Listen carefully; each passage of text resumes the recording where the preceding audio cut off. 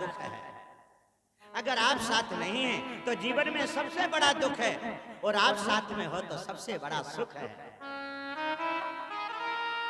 राम जी ने हनुमान जी से पूछा था कि सुख और दुख क्या है, तो रामायण में वीर बजरंगबली बता रहे हैं। कहे हनुमंत विपति प्रभु सो,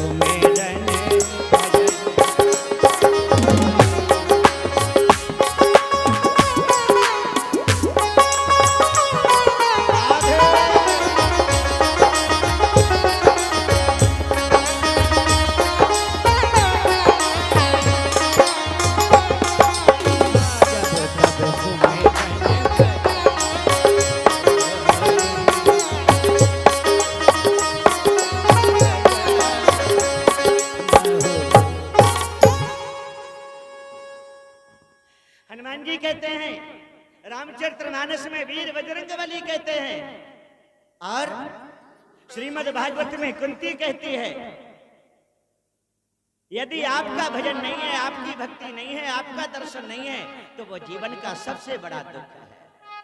प्रभु आप हैं तो सुख है, इसलिए मुझे आप दुख दे दो। दुख आएगा तो आप हमारे साथ रहोगे, और आप हमारे साथ रहोगे तो दुख दुख नहीं रहेगा, दुख सुख में परिवर्तित हो जाएगा। भगवान ने कुंती को दुख का वरदान दिया और सुख का आशीर्वाद दिया। भगवान रथ में बैठ करके प्रस्थान किए। जब उचित समय आया, जब मुहूर्त सही आया, तो पांडव कुल में उत्तरा ने एक बेटे को जन्म दिया जिसका नाम है परीक्षित। बोलो परीक्षित महाराज की। वैसे परीक्षित का नाम परीक्षित नहीं है, वो बात अलग है कि हम लोगों को सुनने को मिलता है। परीक्षित का राशि का नाम परीक्षित नहीं है।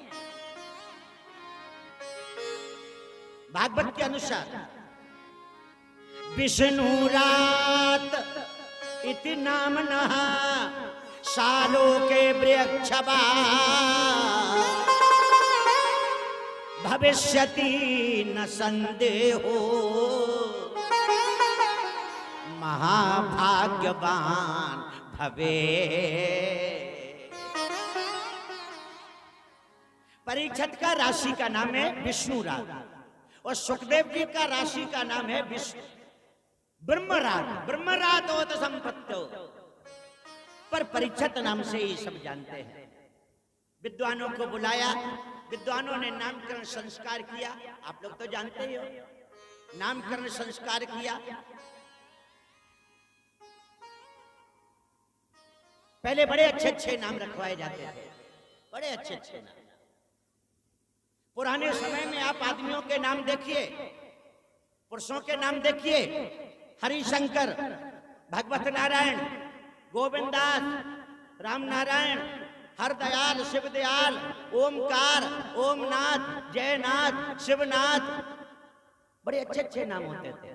समय बदला तो लोग इतने मॉडर्न हो गए कि इंटू पिंटू चिंटू टिंटू, ऐसे ऐसे नाम जिनका कोई अर्थ नहीं।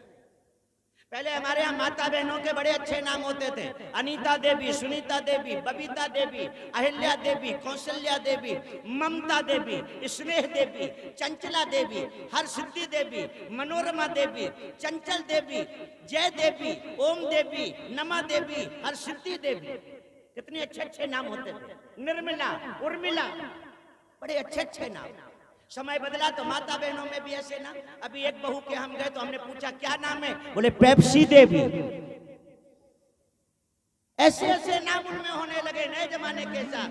पर वशिष्ठ जी ने जो नाम रखवाए और गर्गाचार्य जी ने जो नाम रखवाए, यश नामना तस्य गुणा, तस्य नामना यश गुणा। पहले जैसा नाम होता था वैसा काम होता था, और जैसा काम होता था वैसा नाम होता था। अब ऐसा नहीं है, अब नाम है कुछ और, काम है कुछ और। कई जगह देखना कलारी में से चले आ रहे हैं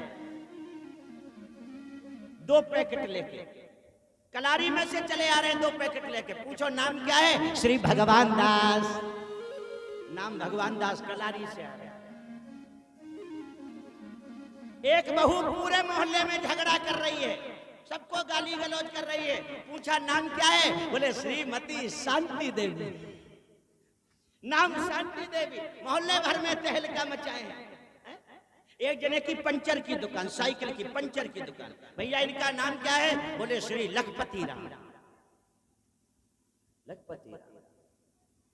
पर उस समय जो वेद शास्त्र, आज कुछ भी, पर वेद शास्त्रों में जो है वो एक एक प्रमाणित है। राजा परीक्षित का नाम विष्णु रातो संपत्तो तब चमागत देवता। नामकरण संस्कार किया, ब्राह्मणों को दक्षिणा दी। ब्राह्मण का पत्रा और डॉक्टर की दवाई कभी फ्री में नहीं लेना चाहिए। बोलो राधे राधे। पंडित जी का पत्रा और डॉक्टर की दवाई फ्री में नहीं। भले ही पंडित जी कहें कुछ नहीं चाहिए, तुम तो खास हो, तो कुछ ना कुछ पत्रा पे जरूर चढ़ाओ, पंचांग पर जरूर चढ़ाओ। पांडव कुल में पांडवों ने गुरु जी का भव्य स्वागत किया, पंचांग का भी सम्मान किया। ज्यादा चर्चा क्या करें, कृष्ण जन्म तक जाना है। आज धीरे धीरे राजा परीक्षित बड़े हो गए कि बस जात नहीं लागे बात, बस जात नहीं लागे बात।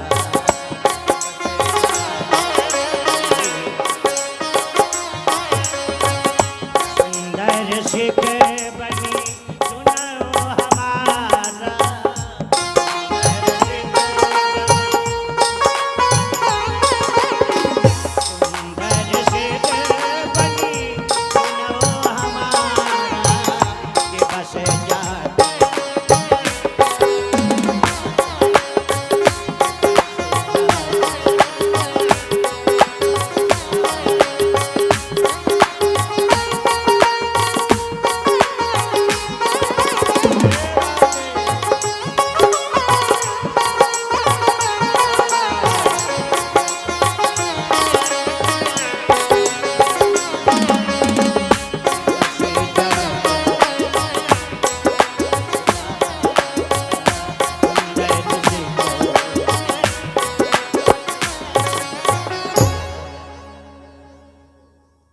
कम उम्र में ही व्यक्तित्ववान व्यक्ति का व्यक्तित्व कम उम्र में ही दिखाई पड़ने लगता है। राजा परीक्षित ने आज कम आयु में ही 18-19 वर्षों की उम्र में ही 3 अश्वमेध यज्ञ किए। 3 अश्वमेध यज्ञों का आयोजन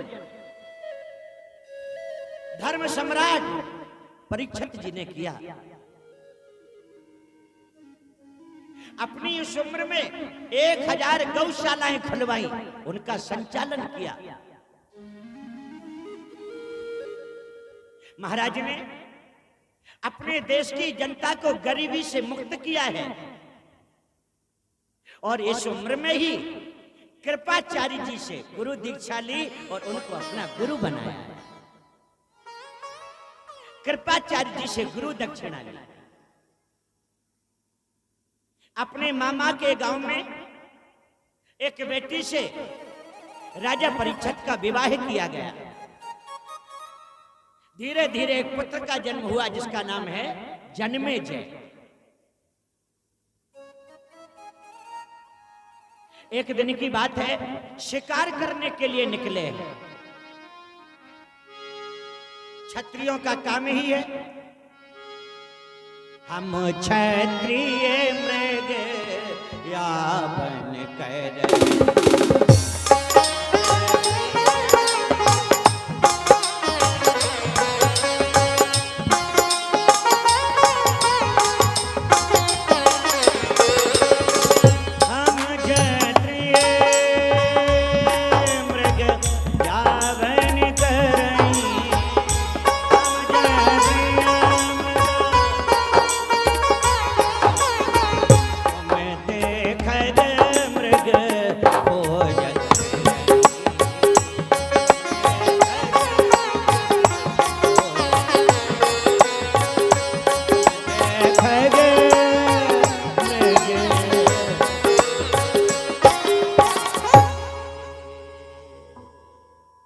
राजा महाराजा बड़े बड़े जो हुए वो शिकार करते थे।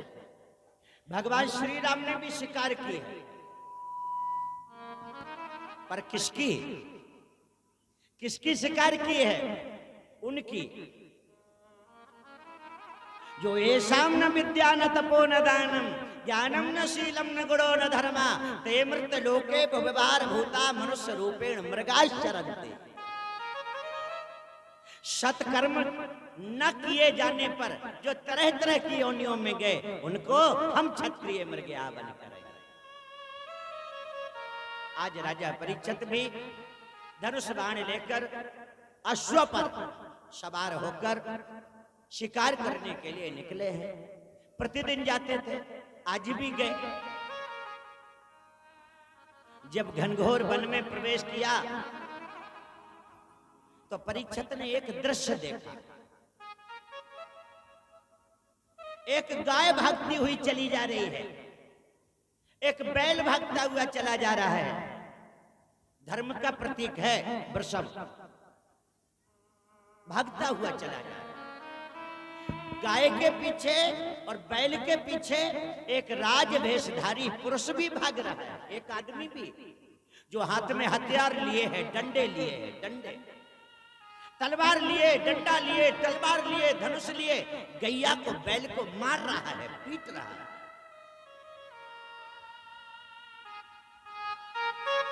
गैया को बैल को पीट रहा है। वृषभ को तो इतना मारा, बैल को तो इतना मारा कि 3 पैरों से अपाहिज कर दिया, लंगड़ा कर दिया। केवल एक चरण बचा है, उसी से लंगड़ाता हुआ भाग रहा है वृषभ।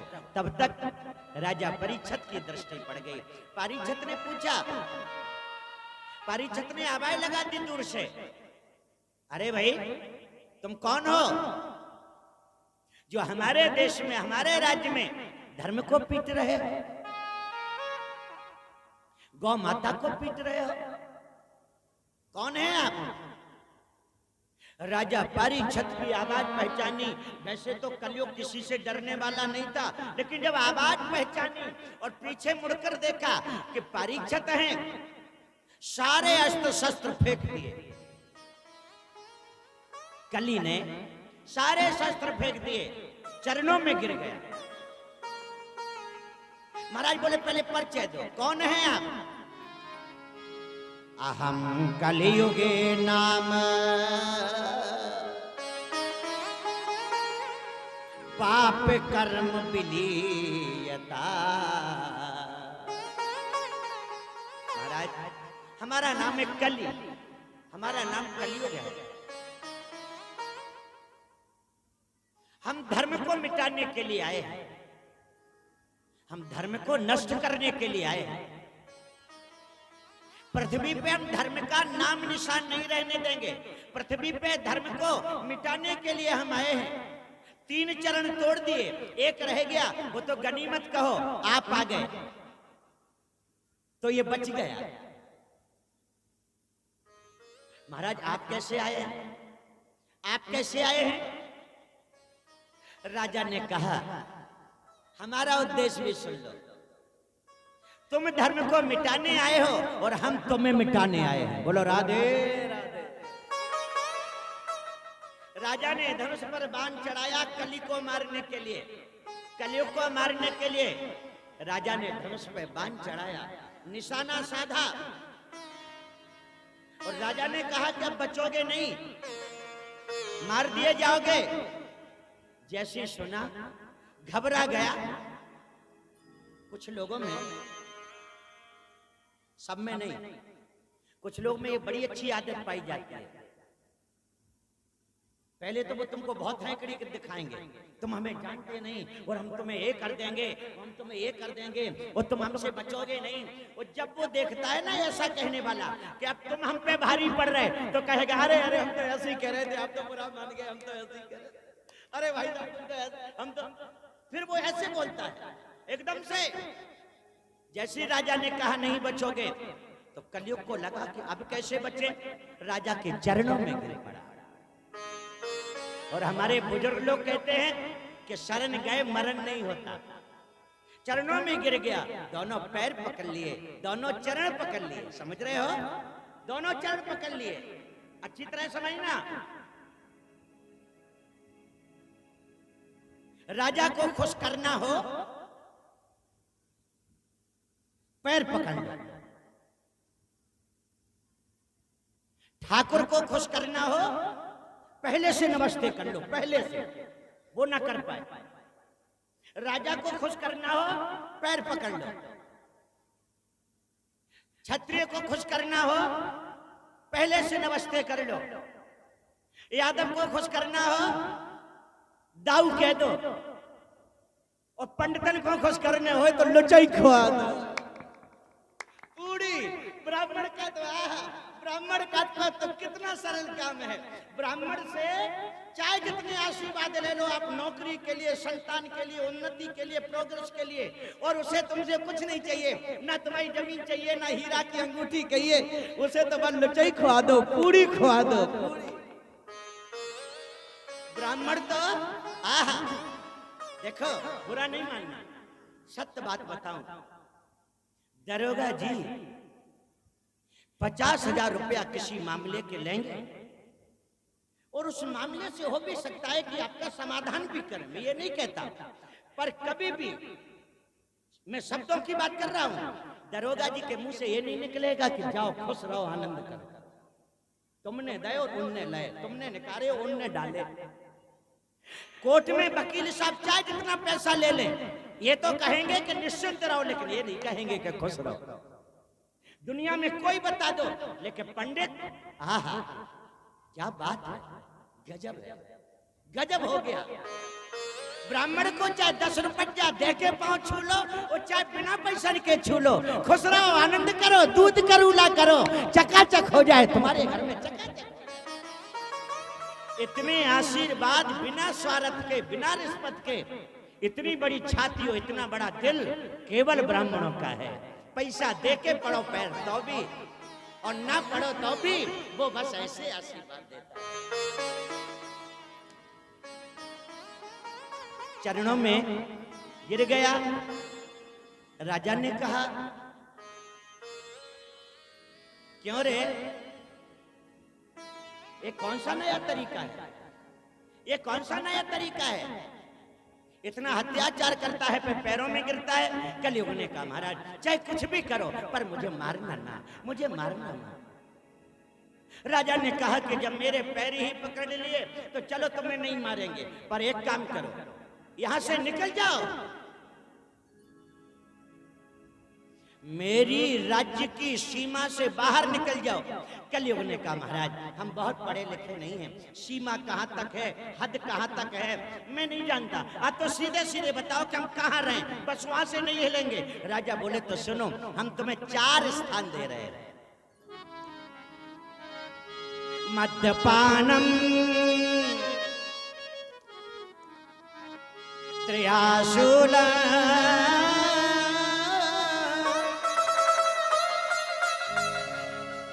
वैश्याल हिंसात्मका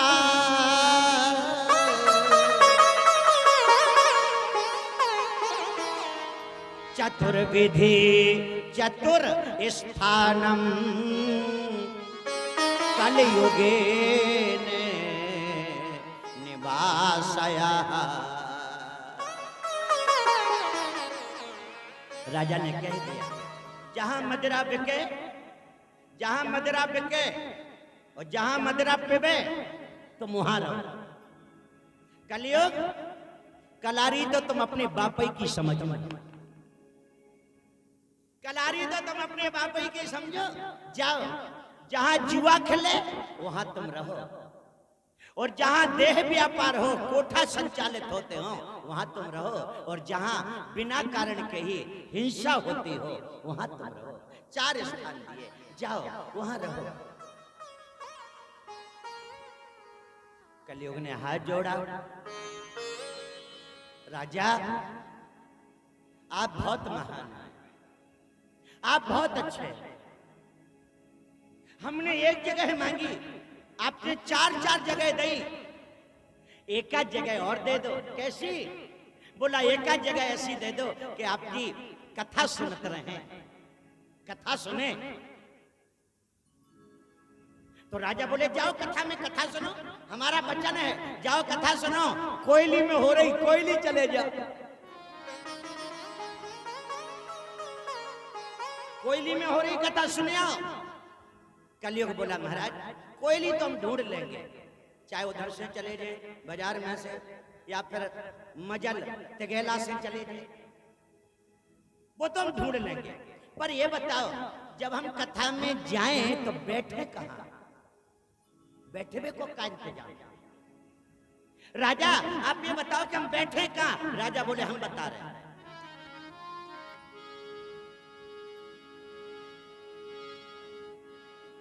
तुमको जगह बता रहे हम, कल युग सुन लो कान लगाए। जो कीर्तन में ना बोले उनके मुंह में बैठो जाए।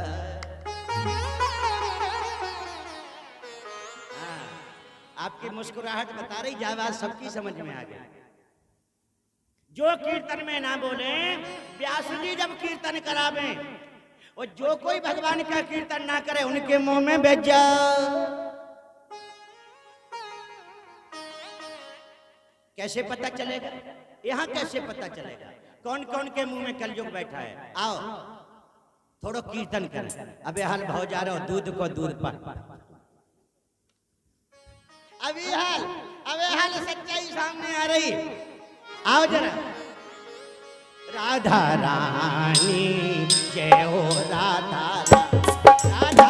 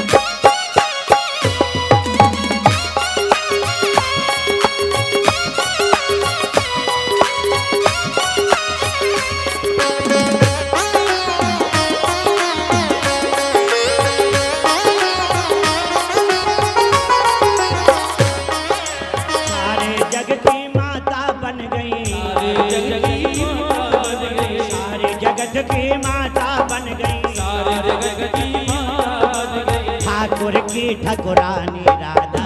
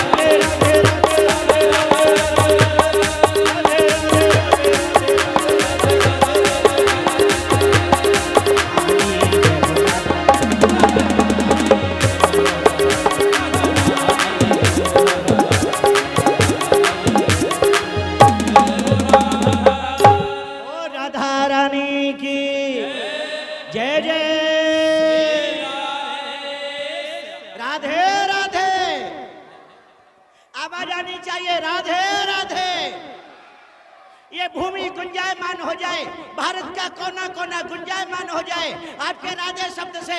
राधे राधे, जय श्री राधे। भागवत महापुराण की पावन कथा सर्व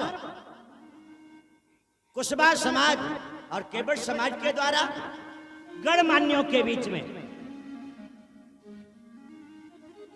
ब्राह्मण परिवारों के उच्च कोटि के महापुरुषों की यहां उपस्थिति में ये भागवत महापुराण की पावन कथा को आप सुन रहे हैं। साधारण नहीं है, भागवत की कथा साधारण नहीं है। जैसे वर्णों में ब्राह्मण श्रेष्ठ है, जैसे वर्णों में ब्राह्मण श्रेष्ठ है, जैसे दिशाओं में पूरब दिशा श्रेष्ठ है, जैसे रत्नों में हीरा श्रेष्ठ है, जैसे तारों में ध्रुव तारा श्रेष्ठ है, जैसे वृक्षों में तुलसी श्रेष्ठ है, जैसे नदियों में गंगा श्रेष्ठ है, जैसे पशुओं में गौ माता श्रेष्ठ है, वैसे ही पुराणों में भागवत पुराण श्रेष्ठ है। भागवत पुराण श्रेष्ठ है।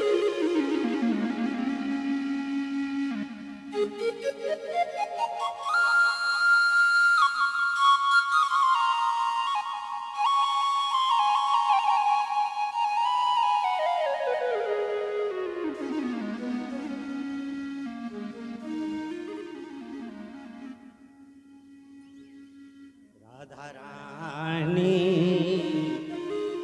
जय हो, राधा रानी।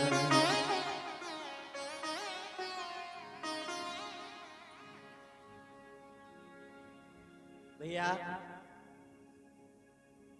मैंने तो देखा, कितना भी समझाओ लोगों को, कितना भी कहो कि अगर तुम नहीं बोलोगे तो तुम्हारे मुंह में कलयुग बैठ जाएगा, लेकिन कई जने होते हैं राम राम राम भजो, वे बोले ही नहीं सकते। एक जगह तो हम यही कथा सुना रहे थे, यही वाली, हमारे सामने एक दादाजी बैठे थे, वे नहीं बोले। जब कथा विराम हुई, व्यास गद्दी से हम नीचे उतरे, दादाजी चरण पैर छूने आए। मैंने कहा दादाजी तुम नहीं बोले? बोले महाराज हम नहीं बोले। इतना दमदार आदमी, हमने कहा तुम नहीं बोले? बोले महाराज हम नहीं बोले।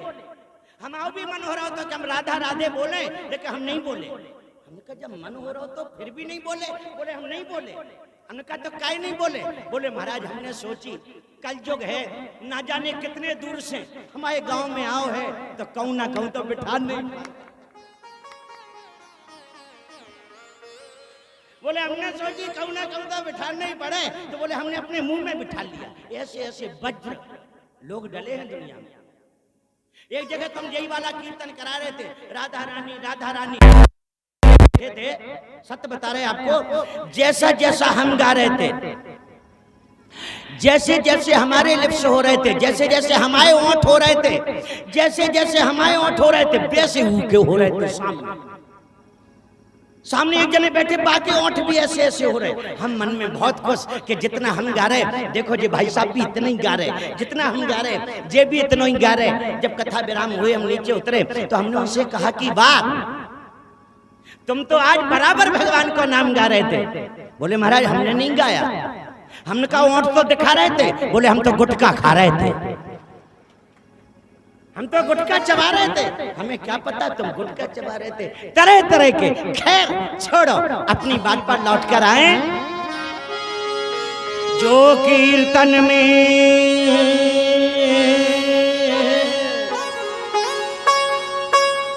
ना बोले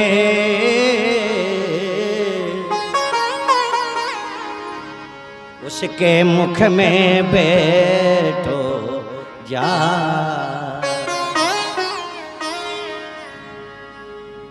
कलयुग बोला, कलयुग ने राजा परीक्षित से कहा महाराज ये तो ठीक है, ये तो एक आनंद की बात है, ये तो एक आनंद की बात है, चलो ठीक है, पर ये बताओ आपने मुझे जितने भी स्थान दिए सब बहुत खराब जगह दिए हैं। एक आध कोई कीमती जगह दे दो। तो राजा के मुंह से निकल गया, तुम स्वर्ण में वास करो, तुम सोने में रहो। राजा के मुंह से निकल गया, तुम सोने में वास करो। और जैसी सोने की बात सुनी, सामने से अंतर ध्यान हुआ और राजा के सिर पे लगे सोने के मुकुट में बैठ गया। इसको कई तरह से समझना, कथा चाहे जितनी होवे लेकिन अच्छी तरह समझना है। नीच हमने सुना है बहुत लोगों से, बड़े बुजुर्गों से सुना है, नीच हमेशा सिर चढ़ के बोलता है। यही है वो कहावत, नीच हमेशा सिर चढ़ के बोलता है। छोटा व्यक्ति हमेशा आपकी खोपड़ी पे बैठना चाहता है, ये कहावत भी यही की है। और कहीं नहीं बैठा, सीधा सिर पर बैठ गया, वो सिर पर ही बैठना चाहता है। और फिर एक बात और भी है, क्या?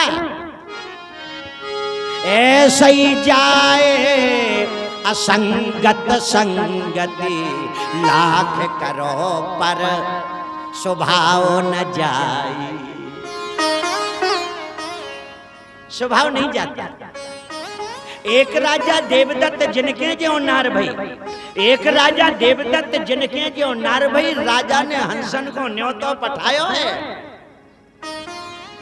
दियो है निमंत्रण सब काहू को। राजा ने तरह तरह को व्यंजन बनवायो है। जिद करी कौआ ने हंसन से, बोलो हम हूँ चले। तब हंसन ने पेंट से कौआ को हंस भी बनायो है।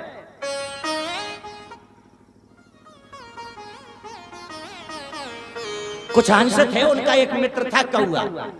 राजा देवदत्त के यहाँ पंगत थी बिटिया की शादी की, हंसों को न्योता आया। हंस जाने लगे तो कौआ ने कहा कि दोस्ती यही होती है, वैसे रोज साथ में, और रसगुल्ले का नंबर आया तो अकेले जा रहे। हंसों ने कहा बात रसगुल्ले की नहीं है, तुम्हारे स्वभाव की है। तुम्हें जूठन चाट, हमें इज्जत से बैठे। नहीं नहीं, कौआ ने कहा बिल्कुल नहीं। अरे जब हमें सामने ही सब कुछ मिले तो हम पत्तल पे क्यों जाएंगे? आप हमें बताओ क्या करना है। हंसों ने कहा सुनो, हम तुम्हें छुपा के लेवा चल रहे। उसको वाइट कर दिया। बोले तुम मेरे साथ पत्तलों पे खाना, वहां नहीं जाना। बोले क्यों जाएंगे जब पेट भर जाएगा। ठीक है, राजा के वहां बैठे। सब हंसों में एक नकली हंस भी बैठा और खूब भोजन परोसा, खूब खाया। जैसे ही सारा हुआ कि हाँ साहब अब सब लोग उठ के चलें, जैसे ही सब खड़े हुए तो सब तो चलने लगे और कौआ उड़ के गया तो जहां पे पत्तलें डाली जा रही थी उसे जूठन में पहुंच गया। इसको पटके उसको उठाए, उसको पटके। इसलिए संत कहते हैं ऐसे ही जात को जात की संगति, लाख करो पर बदबू न जाए।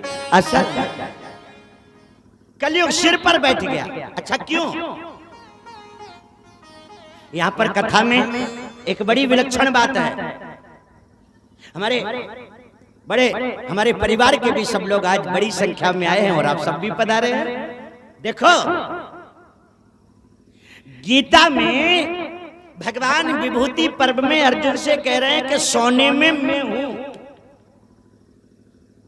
गीता में भगवान ने जब बताया ना कि हाथियों में ऐरावत में हूं, ऐसे सारे जो उन्होंने कहा कि सोना, जहां सोना है सोने में भगवान कह रहे मैं हूं, लेकिन भागवत कह रही कि सोने में कलयुग है। अब बात उलझ गई।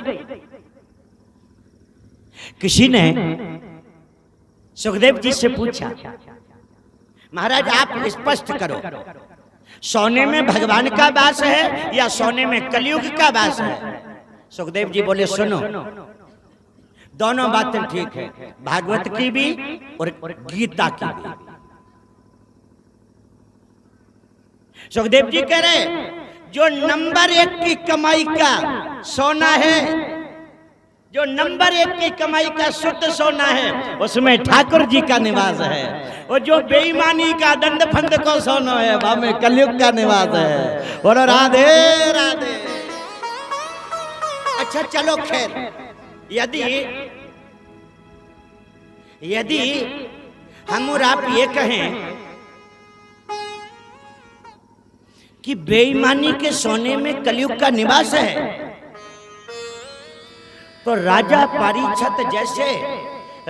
पारीक्षत जैसे धर्मात्मा के मुकुट में क्या नंबर 2 का सोना था? सुखदेव जी कहते बिल्कुल। ये नंबर 2 का ही सोना था, बेईमानी का। संतों ने कहा सुखदेव जी महाराज, इसका मतलब तो ये हुआ कि सोना यदि नंबर 2 का है तो पांडव भी नंबर 2 का काम करते थे। सुखदेव जी बोले ना, ये बात नहीं है। फिर बोले ये जो मुकुट है, ये जो सोने का मुकुट है, ये पांडवों का नहीं है, ये मुकुट जरासंध का है। एक बार जीत करके लाए थे, जरासंध का ये मुकुट है जो उसका जीत करके लाए थे। और उस पाप की कमाई ने, अन्याय की कमाई ने आज अपना असर दिखा दिया। ऐसा सोना देख करके कलयुग उस स्वर्ण मुकुट में विराजमान हो गया है। झूठई लेना झूठई लेना झूठई लेना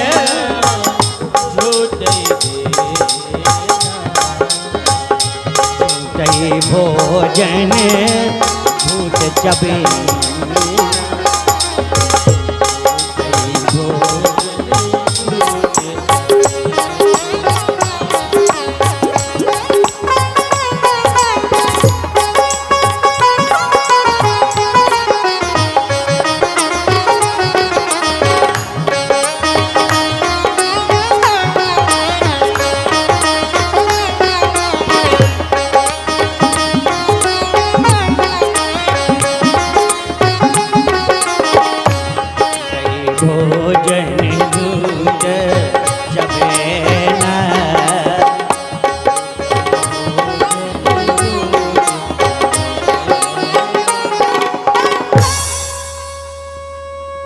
कलियुग स्वर्ण मुकुट में विराजमान हुआ।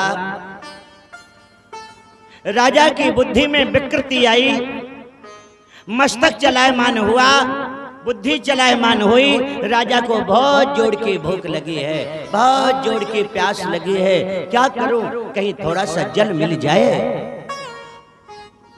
राजा परीक्षित सोच रहे हैं कहीं थोड़ा सा जल मिल जाए तो ठीक रहेगा।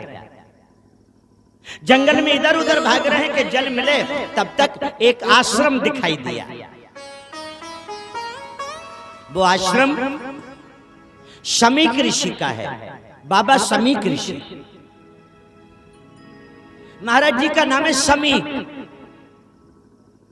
जलाशय मचक्षराणा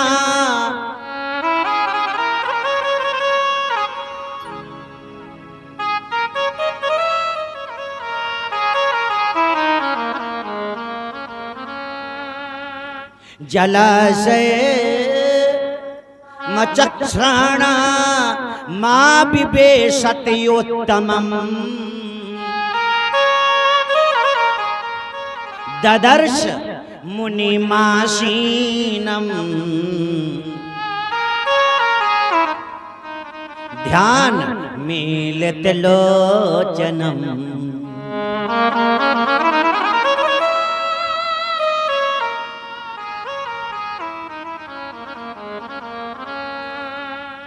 धर्म पुरुष सम्राट परीक्षित जल की खोज कर रहे थे।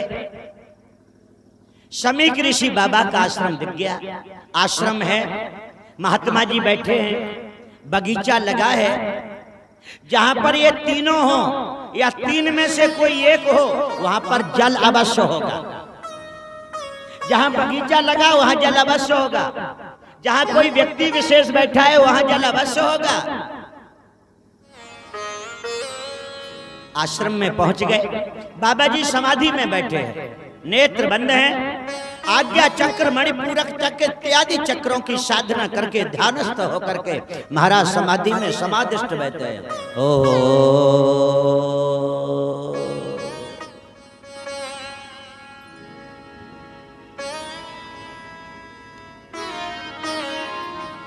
संत को देखते ही महाराज परीक्षित आश्रम में चले गए।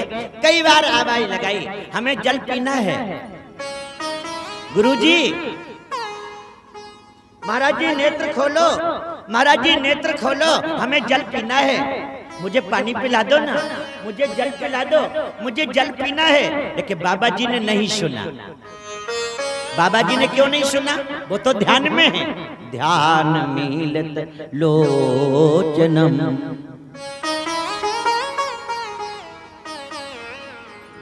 जब अन्याय सिर पर बैठता है ना तो वो अच्छी बात को भी गलत सोचता है। आप किसी को देख के इसलिए नहीं उठे क्योंकि आप साधना में हैं या भजन कर रहे हैं या सुंदर कांड का पाठ कर रहे हैं, पर गलत व्यक्ति के दिमाग में एक ही बात चलती है, ये हमारी बेइज्जती करना चाहते इसलिए नहीं उठे, ये हमारी इंसल्ट कर रहे हैं, ये हमारा अपमान कर रहे हैं। राजा दक्ष ने भगवान शंकर के प्रति यही तो सोचा था। जब दक्ष की सभा में भगवान भोलेनाथ खड़े नहीं हुए, शंकर जी इसलिए खड़े नहीं हुए क्योंकि जाप कर रहे थे, राम रामेति रामेति रमे रामे मनोरमे। वो तो इसलिए नहीं उठे, पर दक्ष ने सोचा कि ये हमारा अपमान कर रहे हैं। आज कई बार आवाज लगाई और जब समीक ऋषि ने नहीं सुना तो राजा परीक्षित के दिमाग में एक ही बात आ रही है, वृथा समाधि राहो समी ऋषिया समीक समयी वृथा समाधि राहो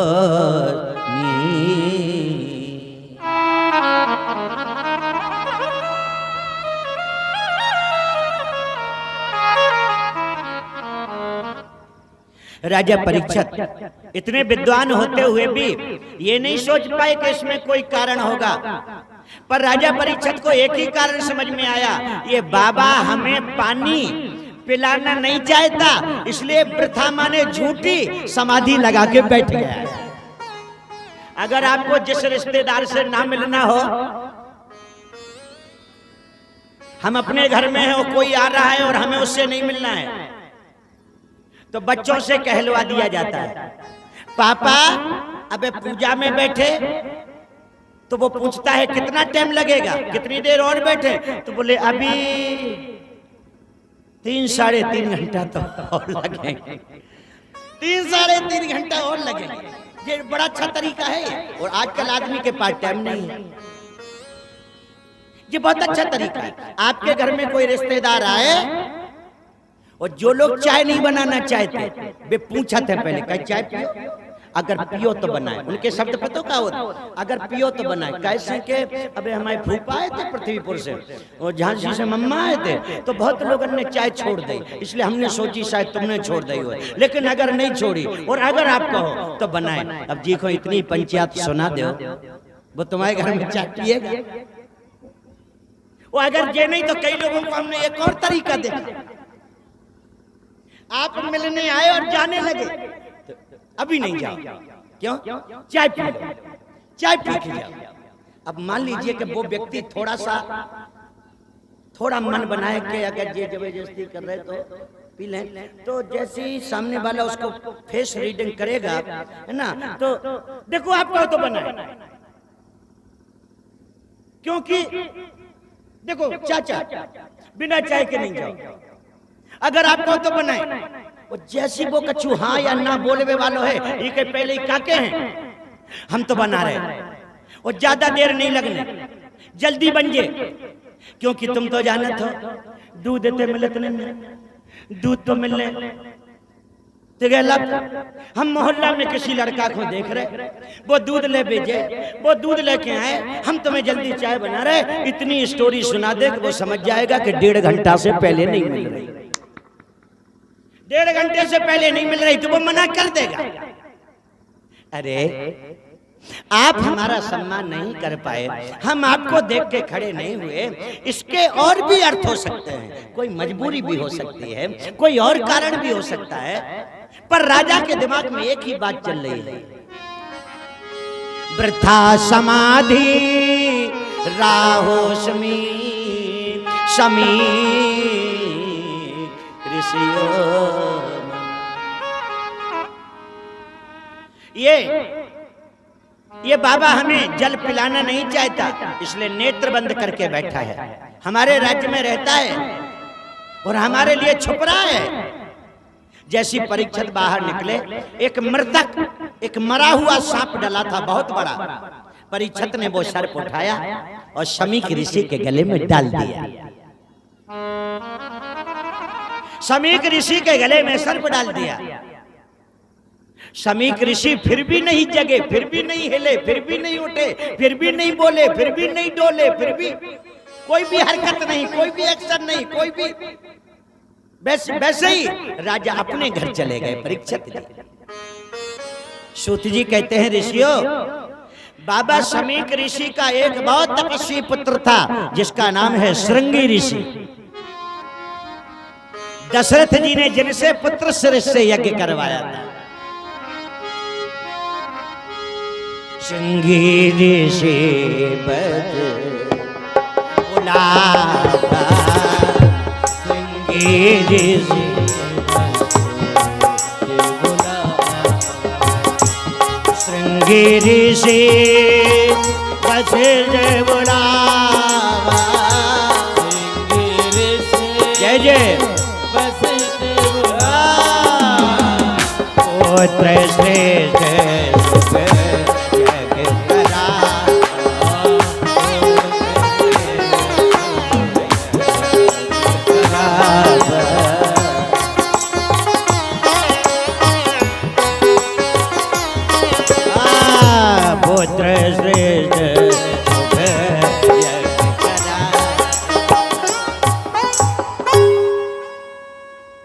शमीक ऋषि,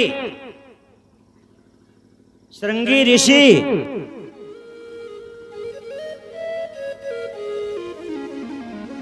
एक और संत हैं जिनका नाम है अंगिरा ऋषि। अंगिरा ऋषि के पुत्र हैं शमीक ऋषि, शमीक ऋषि के पुत्र हैं श्रृंगी ऋषि।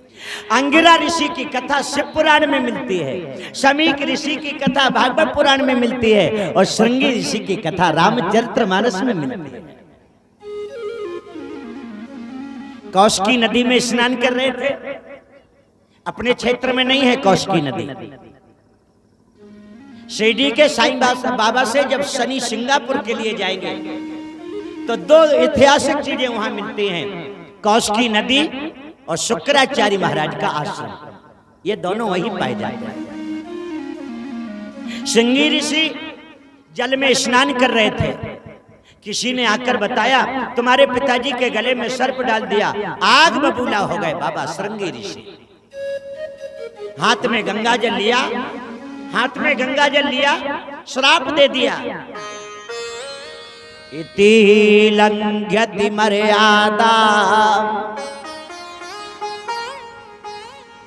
तक्ष के सप्त में हनी,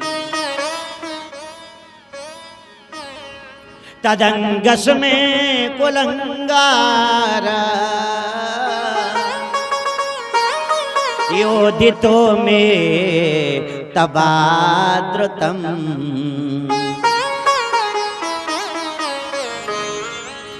कहते हैं ना, जवानी में जोश ज्यादा होता है और बुढ़ापे में होश ज्यादा होता है, वृद्धावस्था में समझदारी अधिक होती है। हाथ में जल लिया और श्राप दे दिया, ए राजा परीक्षित, तुमने बिना ही कारण के मेरे पिताजी के गले में सर्प डाला है, हम तुम्हें श्राप दे रहे हैं। अब तुम भी ज्यादा दिन तक जीवित नहीं रहोगे, तुम भी ज्यादा दिन तक इस धरती पर अब नहीं रहोगे। मैं तुम्हें श्राप देता हूं, आज से 7वें दिन तक्षक नाग के काटने से तेरी मृत्यु हो जाएगी, तेरी मृत्यु हो जाएगी।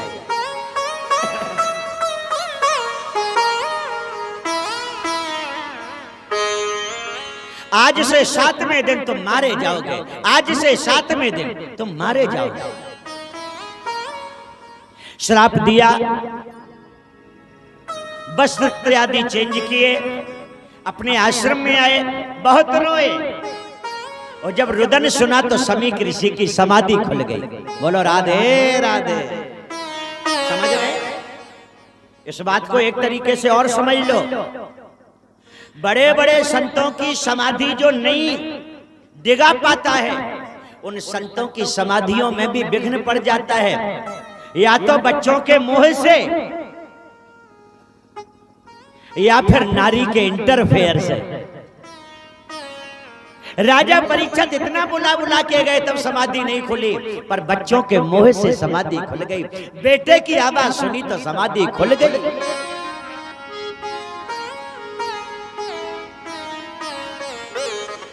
तुलसीदास जी कहते हैं, मोह सकल ब्याह दिन कर मूला, मोह सकल मोह सकल ब्याह दिन कर मूला,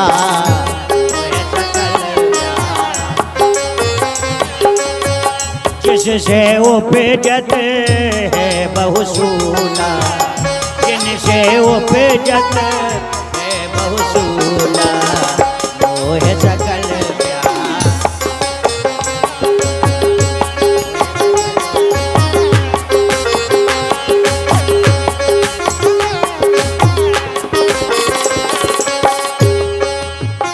मोह सकल ब्याह। महाराज की समाधि खुली, श्रृंगी ऋषि को देखा, बेटा क्या हो गया मेरे पुत्र, आज क्या मित्रों से फिर से झगड़ा हो गया, आज बच्चे बच्चे लड़ पड़े क्या, क्या बात है? नहीं महाराज ये कारण नहीं है। तो क्या कारण है? आपके गले में राजा परीक्षित ने इस आश्रम में आकर आपके गले में सर्प डाल दिया है। पिताजी जरा देखो तो, जरा देखो अपने गले में, आपके गले में सर्प। गले में देखा सर्प था, निकालकर मस्तक से छुलाकर सर्प को रख दिया। बेटा तुमने कुछ कह तो नहीं दिया? श्रृंगी ऋषि बोले, पिताजी आपको तो मालूम है हम उधार कहाँ रखते हैं, हम उधार कहाँ रखते हैं, हम तो तत्काल हिसाब करते हैं। कह दिया तूने कुछ? हाँ कह दिया। समीक ऋषि बोले क्या कह दिया? श्रृंगी ऋषि बोले मैंने कह दिया आज से 7वें दिन तक्षक नाग के काटने से तेरी मृत्यु